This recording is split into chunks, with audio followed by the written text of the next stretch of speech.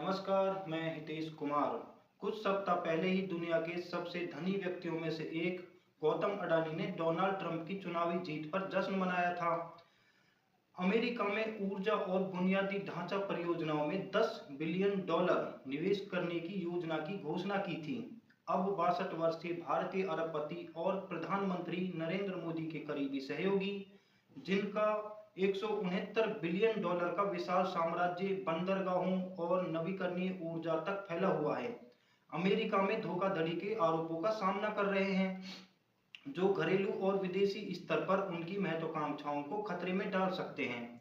संघीय अभियोजकों ने उन पर $250 मिलियन की रिश्वतखोरी की योजना बनाने और अमेरिका में धन जुटाने के लिए इसे छिपाने के आरोप लगाए हैं।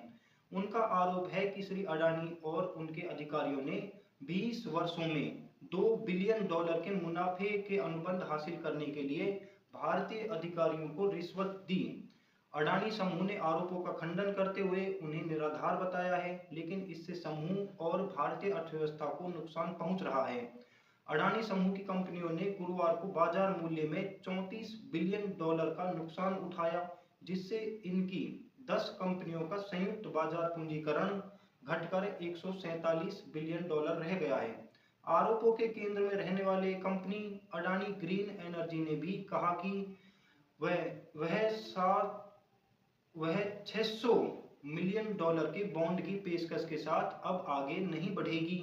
फिर भारत के व्यापार और राजनीति पर इन आरोपों के प्रभाव के बारे में भी प्रश्न है।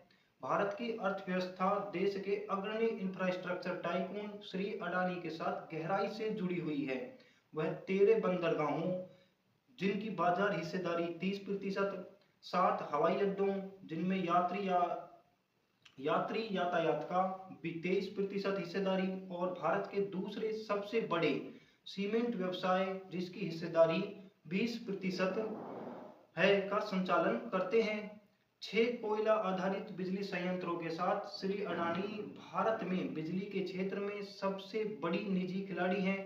साथ ही उन्होंने ग्रीन हाइड्रोजन में $50 बिलियन का निवेश करने का संकल्प लिया है और 8000 किलोमीटर लंबी प्राकृतिक गैस पाइपलाइन चलाते हैं। वे भारत का सबसे लंबा एक्सप्रेसवे भी बना रहे हैं और भारत की सबसे बड़ी झुग्गी बस्ती का पुनर्विकास भी कर रहे हैं। वे 45,000 से ज्यादा लोगों को रोजगार देते हैं, लेकिन उनके कारोबार का असर देश भर में लाखों लोगों पर पड़ता है। श्री अडानी की वैश्विक महत्वाकांक्षाएं इंडोनेशिया और ऑस्ट्रेलिया में कोयला खदानों, केन्या और मोरक्को में हवाई अड्डे और ऊर्जा परियोजनाओं तक फैली हुई हैं। समूह तंजानिया और केन्या में $1 अरब से ज्यादा के बुनियादी ढांचा परियोजनाओं पर नजर गड़ाए हुए हैं। श्री अडानी का पोर्टफोलियो मोदी की नीतिगत प्राथमिकताओं से काफी मिलता जुलता है, जिसकी शुरुआत बुनियादी ढांचे से हुई और हाल ही में उन्होंने स्वच्छ ऊर्जा में विस्तार किया।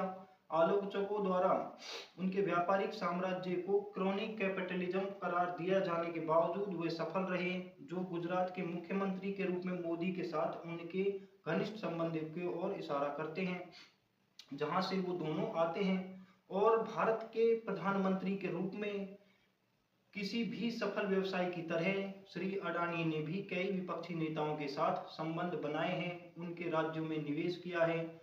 यह रिश्वतखोरी के आरोप बहुत बड़ी बात है। श्री अडानी और मोदी लंबे समय से एक दूसरे से जुड़े हुए हैं। ये भारत की राजनीतिक अर्थव्यवस्था को प्रभावित करने वाला है।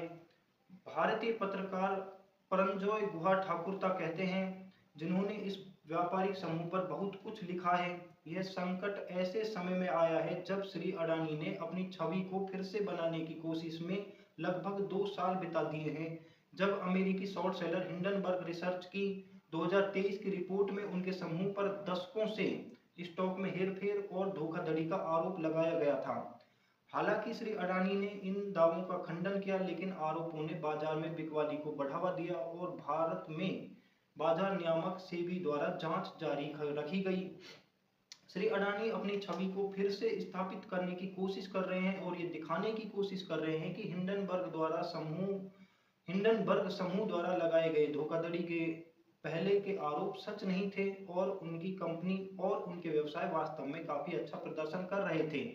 पिछले एक साल में कई नए सौदे और निवेश हुए हैं, इसलिए यह इस अरबपति के लिए एक बड़ा झटका है जिसने उन पहले के आरोपों के संभावित नुकसान को दूर करने का बहुत अच्छा काम किया था।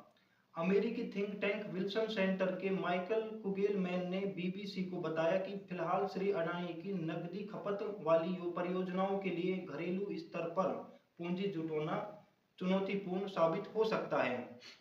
स्वतंत्र बाजार विश्लेषक अम्बरीश बालिगा ने बीबीसी को बताया, बाजार की प्रतिक्रिया से पता चलता है कि यह कितना गंभीर मामला है। अडानी अब भी अपनी समूह परियोजनाओं के लिए धन जुटा लेंगे, लेकिन देरी के साथ। हाल ही में लगाए गए आरोपों से श्री अडानी की वैश्विक विस्तार योजनाओं में भी बाधा आ सकती है। केन्या और बांग्लादेश में एक अंतर्राष्ट्रीय हवाई अड्डे की नियोजित अधिग्रहण और एक विवादास्पद ऊर्जा सौदे को लेकर उन पर पहले ही सवाल उठाए जा चुके हैं। सिंगापुर मैनेजमेंट यूनिवर्सिटी में ली कोंग च्यान प्रोफेसर निर्मल्या कुमार ने बीबीसी से कहा, इस रिश्वत के आरोप से अमेरिका से जुड़ी अंतर्राष्ट्रीय विस्तार योजनाएं रुक गई हैं। आगे क्या होगा? राजनीतिक रूप से विपक्षी नेता राहुल गांधी ने श्री अडानी की गिरफ्तारी की मांग की है और संसद में हलचल मचाने का वादा किया है। भारत में सरकारी अधिकारियों को रिश्वत देना कोई नई बात नहीं है, लेकिन बताई गई रकम चौंका देने वाली है। मुझे संदेह है कि अमेरिका के पास उन लोगों के नाम भी हो सकते हैं जो इच्छित प्राप्तकर्ता थे। इसका भारतीय राजनीतिक परिदृश्य पर संभावित असर हो सकता है। अभी और भी बहुत कुछ होना बाकी है। श्री कुमार का मानना है कि श्री अडानी की टीम निसंदेह एक शीर्ष स्तरीय कानूनी बचाव तैयार करेगी। श्री कुगेलमैन कहते हैं, अभी हमारे पास केवल अभियोग है, अभी भी बहुत कुछ सामने आना बाकी है। श्री कुगेलमैन कहते हैं कि हालांकि अमेरिका भारत के कारोबारी संबंधों पर जांच का सामना करना पड़ सकता है, लेकिन इस पर कोई खास असर पड़ने की संभावना नहीं है। खास तौर पर श्रीलंका में बंदरगाह परियोजना के लिए श्री अडानी के साथ हाल ही में हुए $500 मिलियन के अमेरिकी सौदे को देखते हुए। गंभीर आरोपों के बावजूद व्यापक रूप से अमेरिका भारत के कारोबारी संबंध मजबूत बने हुए हैं। श्री कुगेलमैन कहते हैं, अमेरिका भारत के बीच व्यापारिक संबंध बहुत बड़े और बहुआयामी हैं। भारतीय अर्थव्यवस्था में इतने बड़े खिलाड़ी के खिलाफ इन गंभीर आरोपों के बावजूद मुझे नहीं लगता कि हमें इस बात को बढ़ा चढ़ाकर बताना चाहिए कि इससे उस रिश्ते पर क्या असर पड़ सकता है। इसके अलावा यह स्पष्ट नहीं है कि अमेरिका भारत प्रत्यर्पण संधि के बावजूद श्री अडानी को निशाना बनाया जा सकता है या नहीं, क्योंकि यह बात इस पर निर्भर करता है कि नया प्रशासन मामलों को आगे बढ़ने देता है या नहीं। श्री बालिगा का मानना है कि अडानी के लिए यह कोई बुरी बात नहीं है। वो कहते हैं, मुझे अभी भी लगता है कि विदेशी निवेशक और बैंक उनका समर्थन करेंगे, जैसा कि उन्होंने हिंडनबर्ग के बाद किया था, क्योंकि वो भारतीय अर्थव्यवस्था के बहुत महत्वपूर्ण अच्छे प्रदर्शन वाले क्षेत्रों का हिस्सा हैं। बाजार में यह भी धारणा है कि डोनाल्ड ट्रंप प्रशासन के सत्ता में आने के बाद ये मामला शायद सुलझ जाएगा।